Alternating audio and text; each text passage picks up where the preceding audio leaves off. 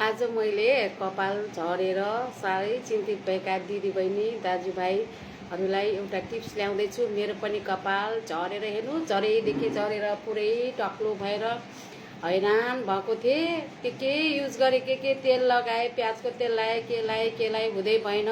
एउटा यो टिकटकमा टिप्स देखेँ, म पनि बनाऊँ न त कसो हुने रहेछ, यो कस्तो होला भनेर मैले बनाएँ। मलाई चाहिँ राम्रो भएको छ।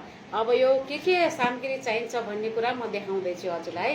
यो नरिवलको तेल, यो नरिवलको तेलमा हेर्नुहोस्, यो पहाडतिर पनि पाइन्छ, तराईतिर जहाँ पनि पाइन्छ। यो एक पत्रे घन्टी फुल, एउटा जिब्रो भएको, हेर्नुहोस् यो सुइरो पनि भन्छ, जिब्रो भन्छ। यो सुइरो भएको घन्टी फुलको पत्ता, फुल होइन यो पत्ता, 10-12वटा पत्ता। अनि त्यसपछि यो पहाडतिर बुकाइना भन्छ, यो पहाडतिर बुकाइना, हेर्नुहोस् यो बुकाइना। तराईतिर चाहिँ करी पत्ता भन्छ, तराईतिर करी पत्ता भन्ने। यसको पत्ता अनि मेथी, हेर्नु यो मेथी। त्यसपछि यो 2टा प्याज, यो तेलको लागि यति 2टा मात्रै प्याज